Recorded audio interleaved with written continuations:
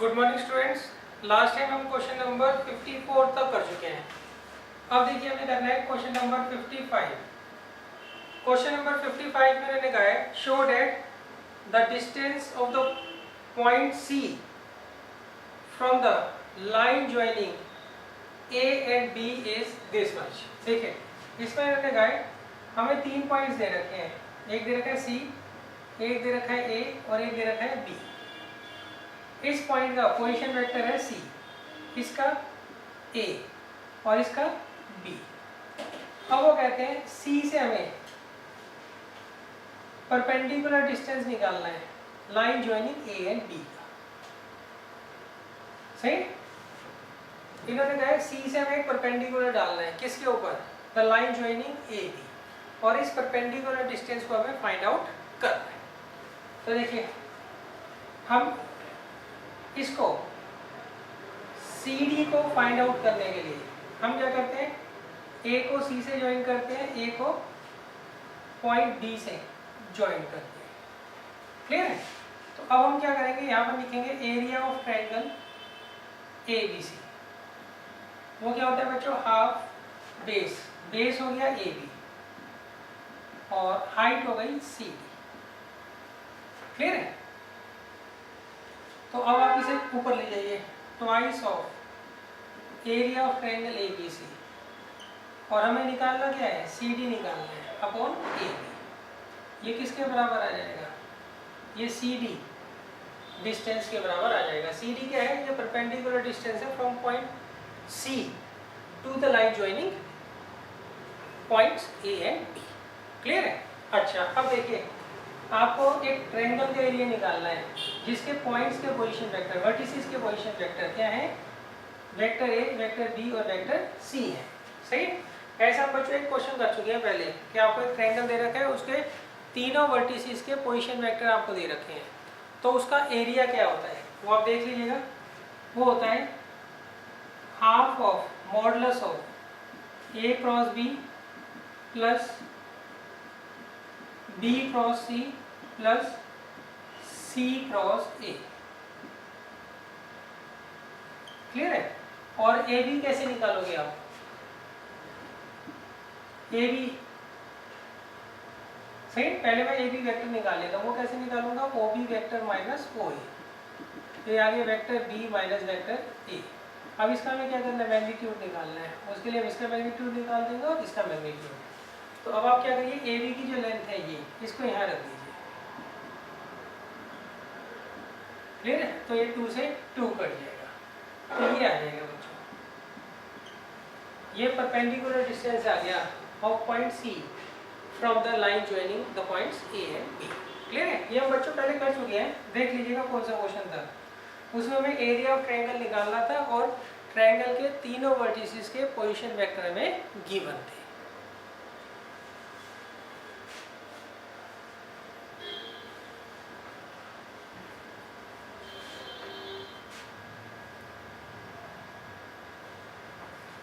अब देखिए नेक्स्ट है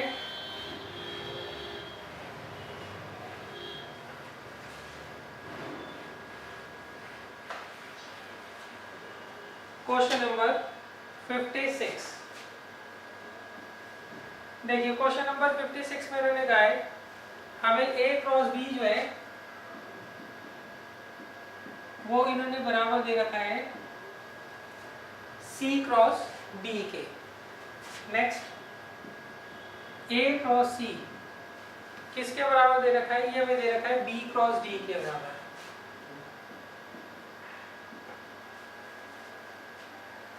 तो हमें प्रूव करना है, in this case we have to prove that A minus D जो होगा वेक्टर वो पैरेलल होगा किसके,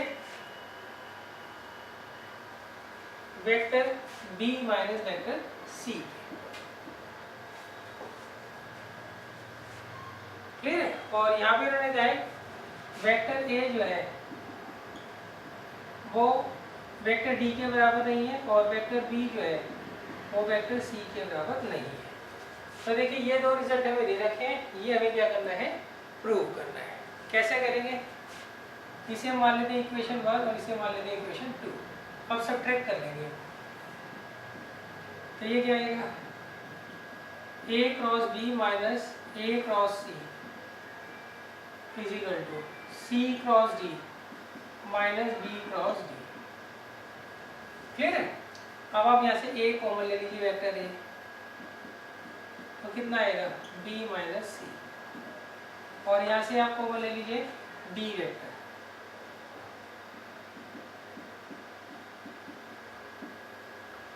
क्लियर है? अब इसको आगे ले आता हूँ, तो अब आपको पता ही होगा ए क्रॉस बी जो होता है वो minus times B cross C के बराबर होता है। तो जब मैं इसको इधर लेके जाऊँगा तो मैं यहाँ माइनस से मल्टीप्लाई कर देता हूँ।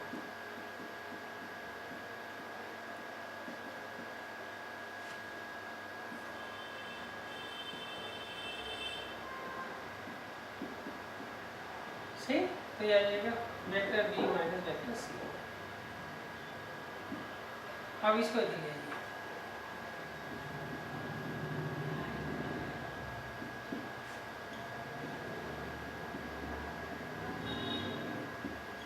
ठीक है? अब यहाँ से vector B minus vector C common ले लीजिए।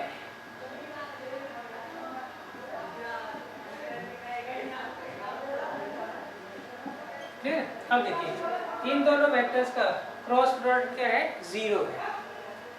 तो अगर मान लीजिए दो वेक्टर्स का क्रॉस प्रोडक्ट 0 होता है तो उस केस में वो क्या होते हैं, एक दूसरे के पैरेलल होते हैं। That implies vector A minus vector D is parallel to vector B minus vector C.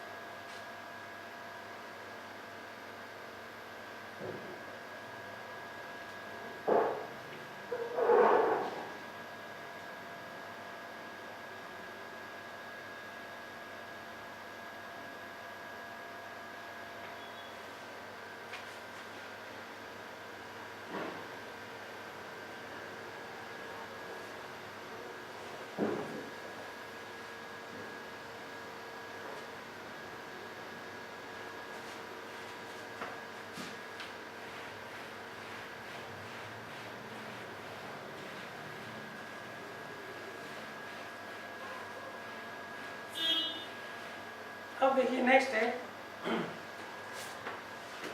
Question number 57।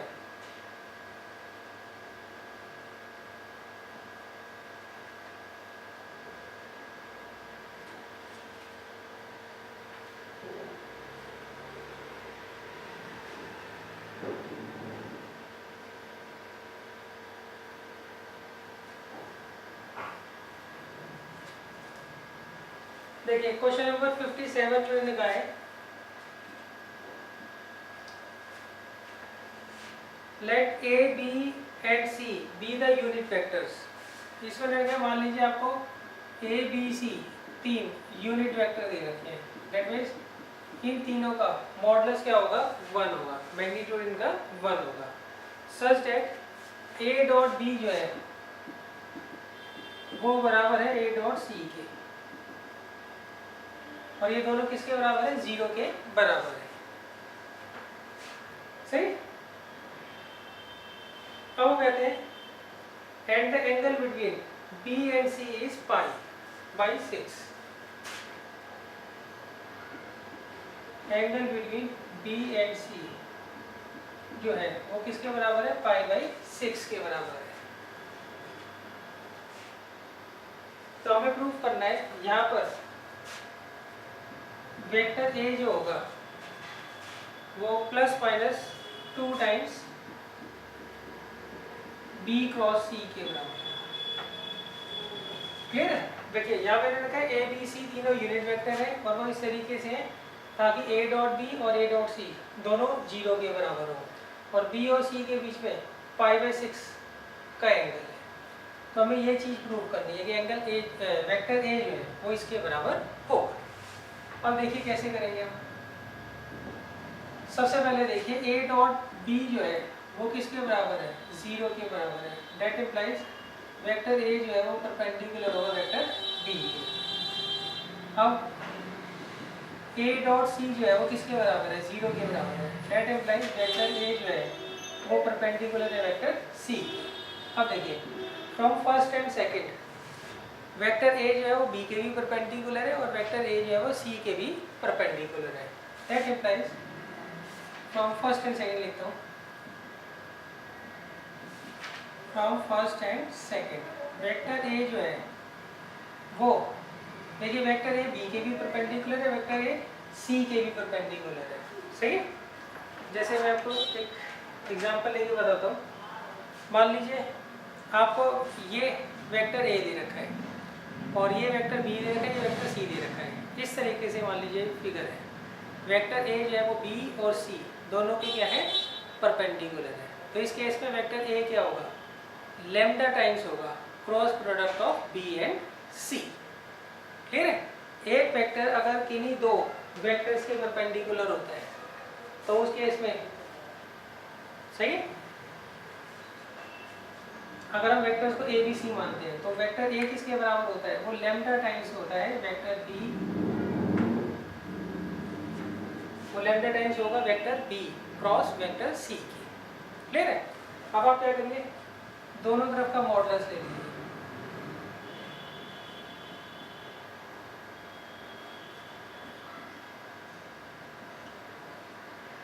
तो अब देखिए ये 1 है, यहाँ फॉर्मूला बनाती है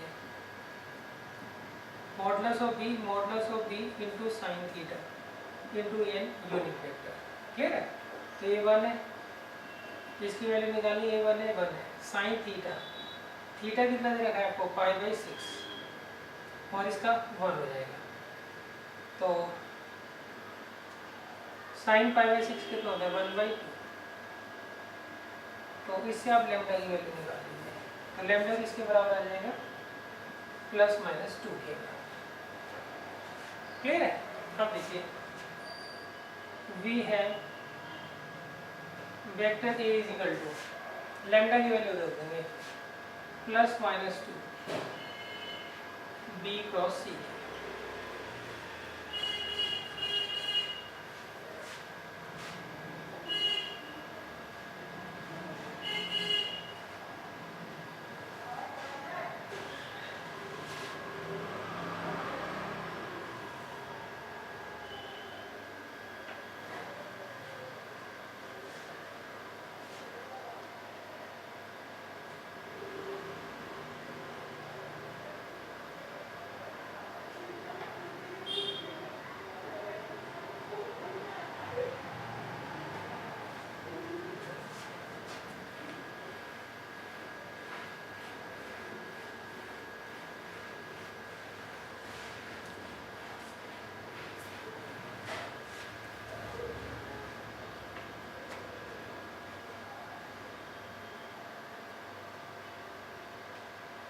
अब देखिए नेक्स्ट है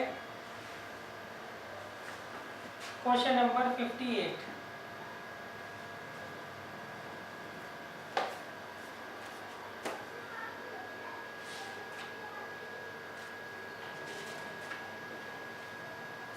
यहाँ पे इन्होंने कहा है for any two vectors a and b show that 1 plus modulus of a का square into 1 plus modulus of B का स्क्वायर वो किसके बराबर होगा, 1 माइनस ए डॉट बी का whole square plus A plus B plus A cross B का whole square. ये है बच्चे इसमें, क्लियर है? ये चीज बच्चों आपको यहाँ पर प्रूव करनी है।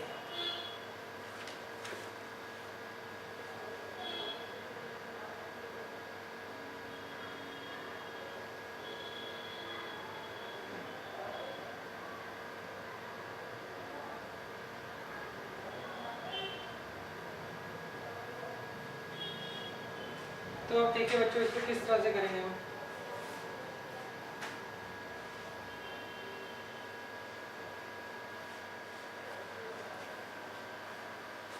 इसमें बच्चों हम सबसे पहले लेफ्ट हैंड साइड सॉल्व कर लेते हैं।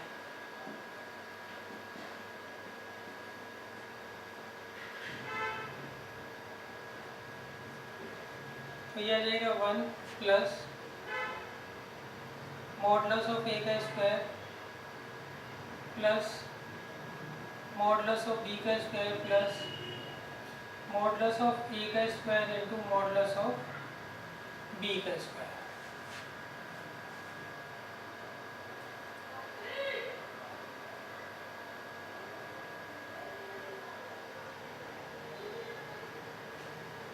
क्लियर है? मैं ऐसा करता हूँ, पहले वो वाली साइड पड़ी है उसी को सॉल्व कर लेता हूँ मैं, right hand side.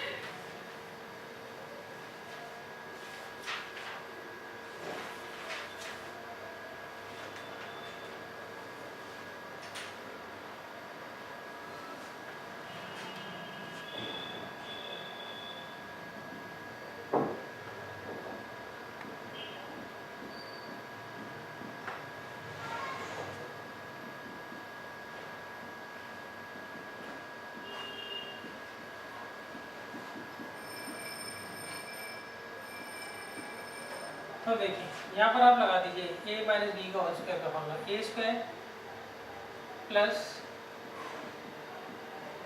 B square minus 2ab। Clear है बच्चों?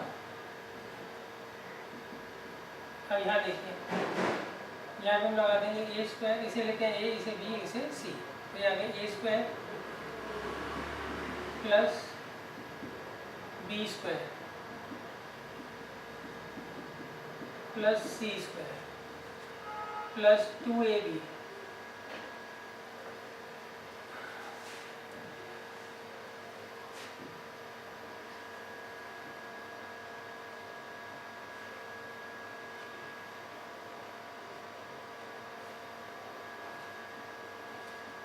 प्लस 2bc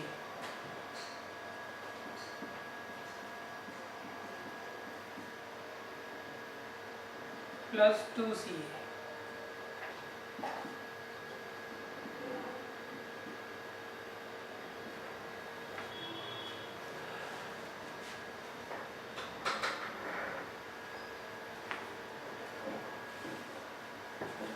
तो आप देखिए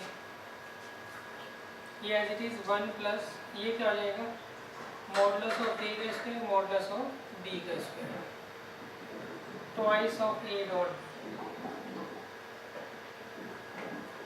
और ये मॉडुलस ऑफ ए का square plus modulus of B का स्क्वायर प्लस ये किसके बराबर आएगा, ए क्रॉस बी का क्या फॉर्मूला होता है, मॉडुलस ऑफ ए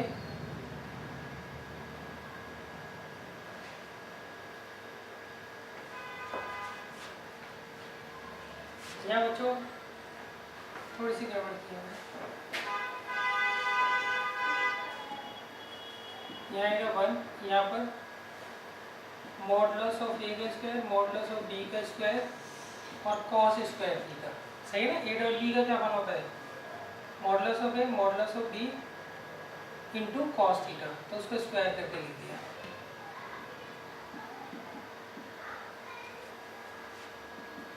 ये मॉडुलस ऑफ ए का स्क्वायर, ये मॉडुलस ऑफ बी का स्क्वायर। यहाँ देखिए ए क्रॉस बी का क्या फॉर्मूला है, modulus of A modulus of B sine theta into N unit vector का square plus twice of A dot B सही। और ये कितना होगा 0 होगा, ये भी कितना होगा 0 होगा। क्लियर है? उसका रीजन बताता हूँ। देखो इसके बोलते हैं हम स्केलर ट्रिपल प्रोडक्ट। सही। इसमें जैसे मान लीजिए आपको दे रखा है A dot B cross C, इसे हम स्केलर ट्रिपल प्रोडक्ट बोलते हैं। इनमें अगर कोई से दो वेक्टर इक्वल हो तो आंसर क्या होता है? हमेशा 0 आता है। तो यहाँ पे ये दोनों वेक्टर क्या है? सेम है, तो 0 आंसर आएगा। यहाँ पर ये दोनों वेक्टर क्या है? सेम है, तो आंसर क्या आएगा? 0 आएगा। ये ध्यान रखना। क्लियर है? अब देखो ये इससे कैंसिल आउट हो जाएगा, और इसमें से और इसमें से इसका स्क्वायर तो 1 हो जाएगा ना। ये आ गया 1 प्लस मॉड ऑफ ए का स्क्वायर मॉड ऑफ बी का स्क्वायर कॉस स्क्वायर थीटा, ये प्लस मॉड ऑफ ए का square plus mod of B का square plus mod of A का स्क्वायर मॉड ऑफ बी का square sine square theta. Clear है? अच्छा, इसका reason बच्चों मैं एक बार फिर समझा दूंगा आपको कि ये 0 क्यों है।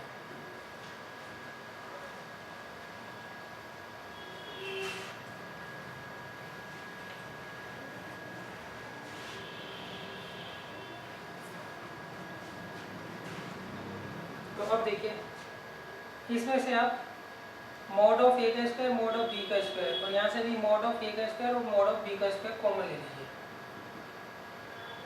सही है? पहले मैंने 1 लिख दिया, फिर ये लिखा, फिर ये लिखा।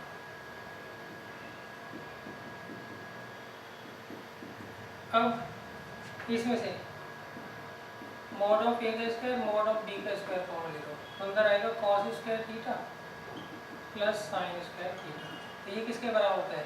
1 के। क्लियर?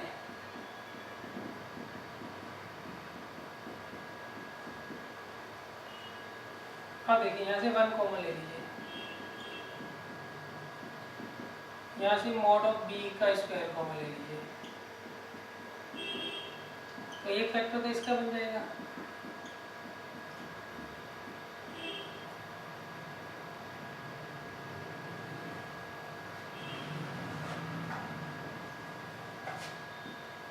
और एक इसका।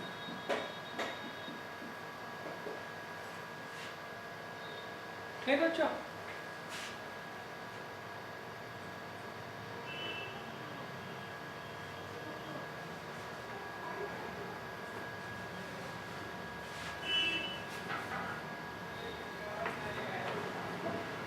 यही बच्चों में प्रूव करना था। इसकी कौन सी है? लेफ्ट हैंड साइड आती है।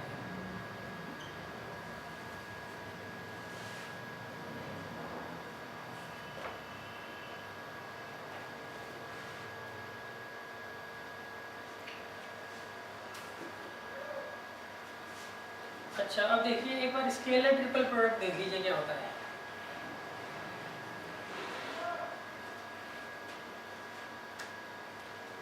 देखिए मान लीजिए आपको दे रखा है A dot B cross C, इसे हम स्केलर ट्रिपल प्रोडक्ट बोलते हैं किसका? A B C का।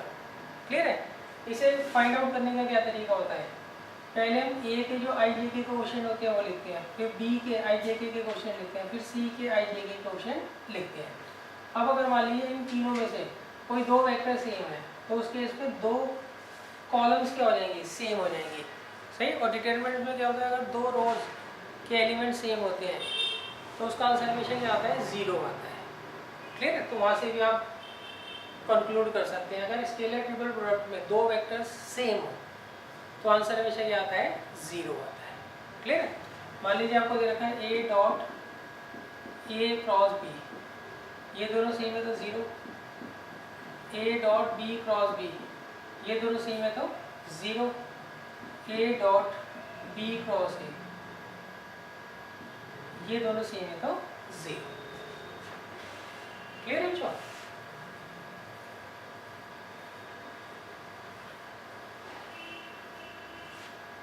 अच्छा, एक चीज और देख लीजिए। मान लीजिए आपको vector A plus vector B का स्क्वायर दे रखा है। सही। तो हम क्या करते हैं? इसमें एल्जेब्रिक फार्मूला लगा देते हैं। वो क्या होता है? A प्लस बी का होल स्क्वायर का फार्मूला। A प्लस बी का होल स्क्वायर का फार्मूला क्या होगा? A का स्क्वायर, तो हम मॉडुलस लगाएंगे। प्लस बी का स्क्वायर, सही, प्लस 2ab। तो 2ab हम ऐसे नहीं लिखते, बीच में डॉट प्रोडक्ट लगाते हैं। क्लियर है? ऐसे ही अगर मान लीजिए आपको vector a plus vector b plus vector c का स्क्वायर दे रखा है, तो इसमें हम लिखेंगे a का स्क्वायर, तो यहाँ पे मॉडुलस लगा देते हैं, ये शॉर्टकट है इसका। वेक्टर b का स्क्वायर प्लस वेक्टर c का स्क्वायर, हम लिखेंगे 2ab, तो 2a डॉट b लिखते हैं, ये लिखते हैं 2bc, तो उसकी जगह 2b डॉट c, फिर 2ca, तो twice of c dot a, ऐसे लिखेंगे।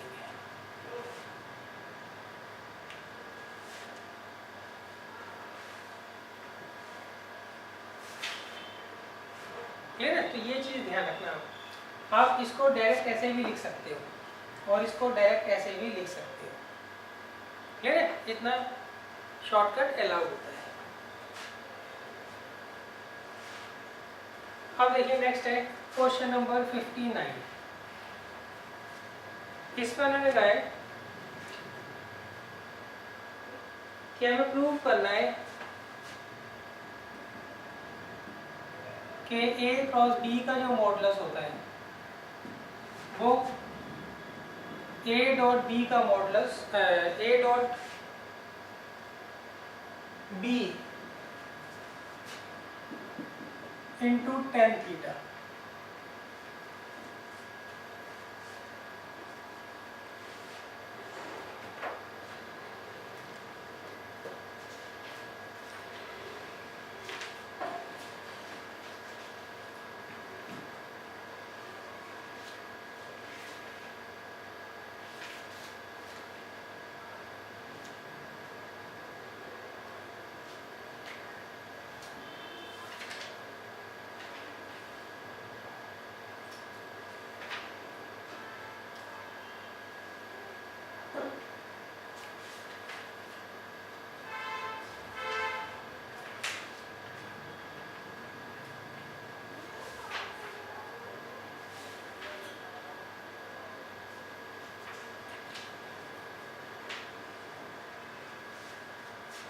इसके मॉडुलस के बराबर प्रूफ करना है।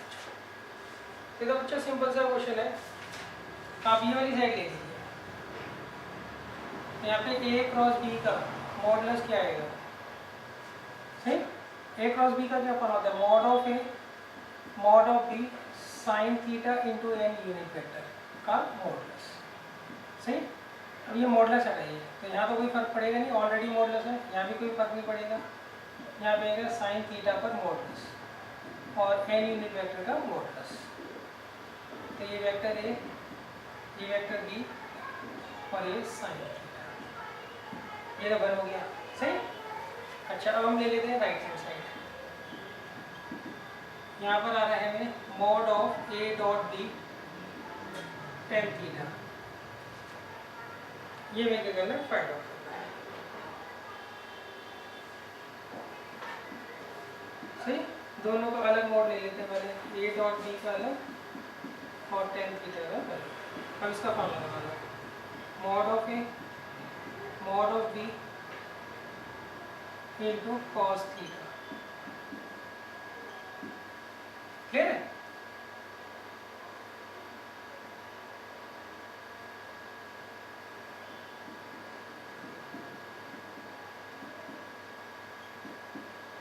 ऐसे तोड़ दीजिए साइन अपॉन कॉस,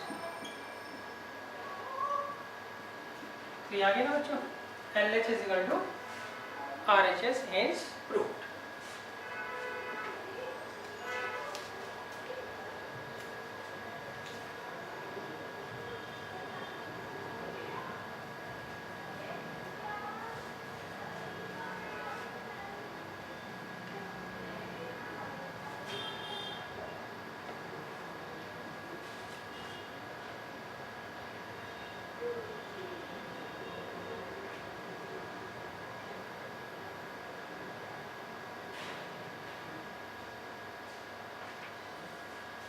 अब देखिए नेक्स्ट है क्वेश्चन नंबर 60।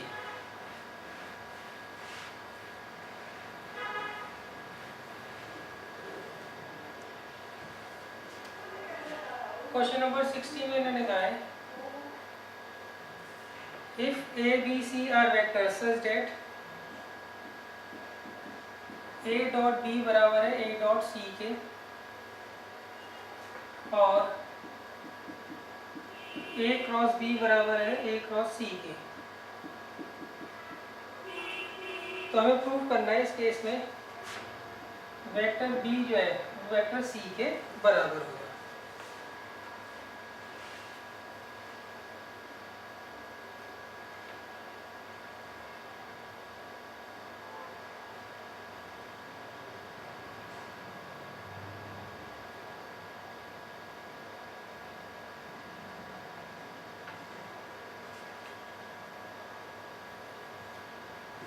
तो देखिए कैसे करेंगे।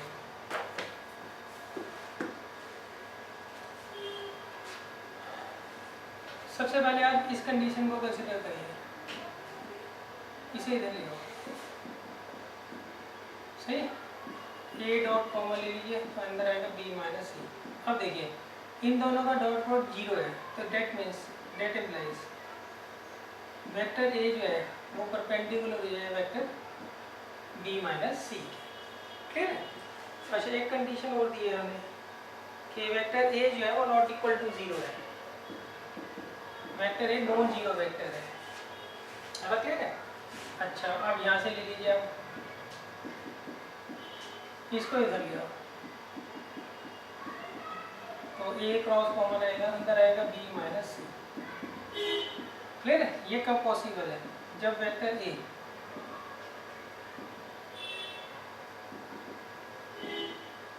पैरेलल होगा vector B minus C.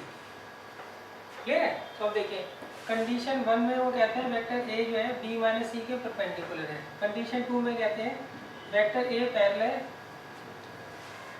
Vector B minus vector C के। तो ये दोनों कंडीशन एक साथ तो होल्ड नहीं कर सकती हैं, सही। हम यहाँ के लिखेंगे equation 1 and 2 can not hold simultaneously. तो इसका मतलब क्या हुआ, या तो ए 0 होगा या फिर ए 0 होगा। क्लियर है। ए 0 हो नहीं सकता। क्यों नहीं हो सकता 0? क्योंकि वो उन्होंने बोल रखा है कि वो नॉट इक्वल टू 0 होगा, सही। तो हम लिखेंगे it is only possible if B minus C vector जो होगा वो किसके बराबर होगा? 0 के। तो इसका मतलब वेक्टर बी जो है वो किसके बराबर आ गया? Vector C. भाई दो वेक्टर्स आपस में परपेंडिकुलर और पैरेलल एट ए टाइम तो हो नहीं सकते, सही है। तो इसका मतलब इन दोनों में से कोई एक वेक्टर जो है वो 0 है, तभी ये कंडीशन होल्ड होगी। तो इसका मतलब बी माइनस सी अगर 0 है तो बी किसके बराबर आ जाएगा? सी।